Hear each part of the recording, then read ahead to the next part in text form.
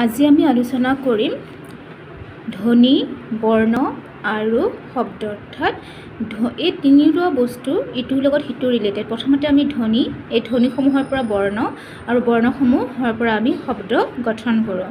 গতিকে আমি প্ৰথমতে জানিব লাগিব ধ্বনি কথা। এতিয়া আমি সৰুৰ পৰা আমি কথা ক'বলৈ শিকোঁ। যেতিয়া আমি কথা কওঁ তেতিয়া আমি কথাৰ জৰিয়তে আমি কি কৰোঁ, নিজৰ মনৰ ভাৱ প্ৰকাশ কৰোঁ।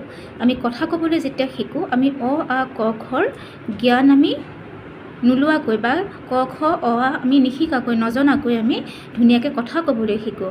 কিন্তু এই কথাখিনি যেতিয়া আমি লিখিব লাগিব বা কিতাপৰ পৰা পঢ়িব লাগিব, তেতিয়া আমি কি জানিব লাগিব, অ আখন আৰু ক খখন আমি জানিব লাগিব।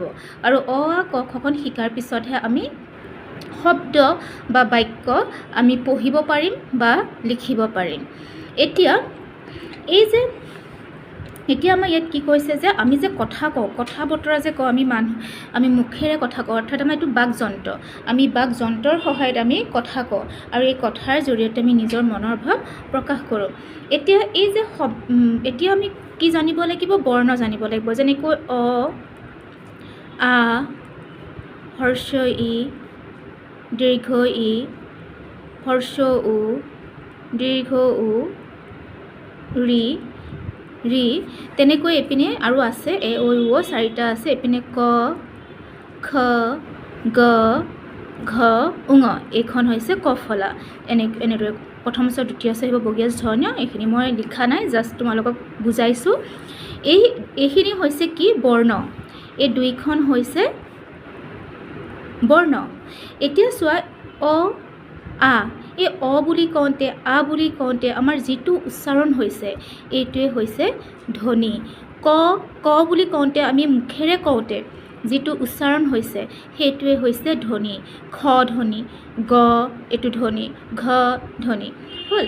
এতিয়া আমি কি গম পালোঁ যে এই অ আ হৰ্ষ ই দীৰ্ঘ এইখন হৈছে স্বৰবৰ্ণ আৰু ক খ গ ঘ উঙ এইখন হৈছে ব্যঞ্জন বৰ্ণ। এতিয়া স্বৰধ্বনি অৰ্থাৎ স্বৰবৰ্ণখন যেতিয়া আমি উচ্চাৰণ কৰিম তেতিয়া ইয়াত আন বৰ্ণৰ সহায় ল'বলগীয়া নহয়, কাৰণ ইয়াৰ নিজৰ ধ্বনি আছে, অৰ্থাৎ নিজৰ উচ্চাৰণ আছে।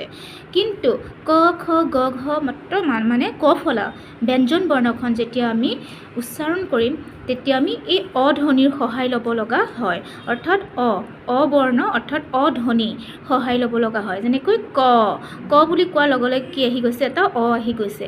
গতিকে আমি কি গম পালোঁ যে ব্যঞ্জন বৰ্ণ বা ক ফলাৰ নিজা উচ্চাৰণ নাই, অৰ্থাৎ নিজৰ ধ্বনি নাই। কিহৰ সহায় লওঁ, স্বৰবৰ্ণ অধ্বনিৰ সহায় লওঁ হ'ল। এতিয়া তোমালোকে চাগে ধ্বনি মানে কি বুজি পাইছা। এতিয়া চোৱা, এই ব্যঞ্জন বৰ্ণসমূহ আমি যেতিয়া ধৰি লোৱা অটো লগালোঁ, এইপিনে আমি স্বৰবৰ্ণৰ পৰা অ আনিলোঁ, ব্যঞ্জন বৰ্ণৰ যদি এটা দন্তীয়া স আনো, তেনেদৰে ব্যঞ্জন বৰ্ণৰ এতিয়া এটা বৰ্ণ আনিছোঁ ম। এই তিনিটা ধ্বনি অ দন্তীয়া স ম, এই তিনিটা ধ্বনি অৰ্থাৎ এই তিনিটা বৰ্ণক যদি মই লগ কৰোঁ, অ দন্তীয়া স ম, অসম হ'ল। অসম মানে ইয়াৰ অৰ্থ আছে, অসমৰ এটা অৰ্থ আছে। অসম হৈছে আমাৰ ৰাজ্য, এখন ৰাজ্যৰ নাম। গতিকে এই বৰ্ণসমূহ লগ লাগি এটা অৰ্থপূৰ্ণ শব্দ হৈছে। গতিকে এইটো হৈছে কি, শব্দ।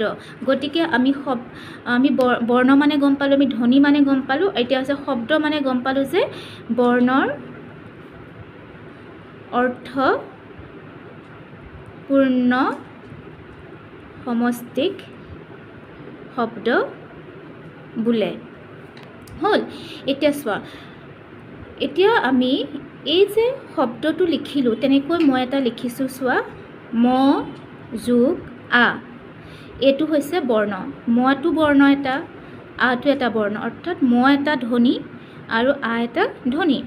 এই দুইটা লগ লাগি কি হ'ব, আমি যদি ইয়াক এই যুক্তাক্ষৰটো আমি লগাওঁ তেতিয়াহ'লে কি হ'ব, আৰ পৰা আকাৰ আহিব, মত আকাৰে মা হ'ল। মানে এটা শব্দৰ সৃষ্টি হ'ল। মা মানে যোনে আমাক জন্ম দিয়ে, আমাৰ মা। গতিকে কি হ'ল, বৰ্ণ, স্বৰবৰ্ণ হওক বা ব্যঞ্জন বৰ্ণ হওক, অৰ্থাৎ স্বৰধ্বনি হওক আৰু বা ব্যঞ্জন ধ্বনিয়ে হওক, এই ধ্বনিসমূহ যেতিয়া লগ লাগি এটা অৰ্থ প্ৰকাশ কৰিব তাকে শব্দ বুলি কোৱা হয়। আৰু কেতিয়াবা কি হয় যে আমাৰ যিকোনো এটা ধ্বনি অৰ্থাৎ এটা বৰ্ণ লগ লাগিও কেতিয়াবা শব্দৰ অৰ্থ প্ৰকাশ কৰে। যেনেকৈ চোৱা,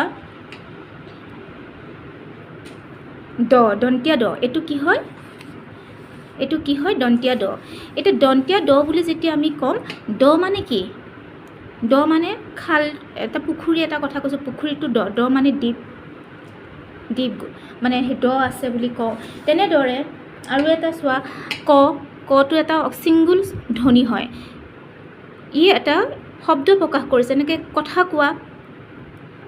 কোৱা যেনেকৈ টু স্পীক কাৰোবাক আমি ক'বলৈ কওঁ কথা কি কথা আছে গতিকে এইখিনি মই কি কৈছোঁ যে মই এইটো কৈছোঁ যে বৰ্ণসমূহ লগ লাগি যেতিয়া অৰ্থ প্ৰকাশ কৰে সি শব্দ হয় কিন্তু কেতিয়াবা অকল ছিংগুল এটা অকলশৰীয়া এটা বৰ্ণয়ো বা অকলশৰীয়া এটা ধ্বনিও শব্দ প্ৰকাশ কৰে যেনেকৈ দ বুলি কোৱাৰ লগে লগে ই এটা অকলশৰীয়া ব্যঞ্জন বৰ্ণ কিন্তু ইয়াৰ অৰ্থ আছে মানে দ ক মানে কি কোৱা কাৰোবাক কথা এটা মই ক'বলৈ দিছোঁ তেনেকৈ দন্তীয়া ন মানে কি দন্তীয়া ন মানে এটা সংখ্যা ই বৰ্ণ এটা বৰ্ণ হয় বা এটা ব্যঞ্জন ধ্বনি হয় কিন্তু ইয়াত কি হৈছে ইয়াৰ অৰ্থ আছে এটা শব্দ হৈ আছে ন মানে কি 9 9 গতিকে কেতিয়াবা কি হয় কিছুমান এনেকুৱা দন্তীয়া দ ক দন্তীয়া ন এনেকুৱা কিছুমান এটা বৰ্ণই কি কৰে এটা শব্দৰ সৃষ্টি কৰে গতিকে এইখিনি হৈছে ধ্বনি বৰ্ণ আৰু শব্দ চমুকৈ আশা কৰিছোঁ তোমালোকে বুজি পাইছা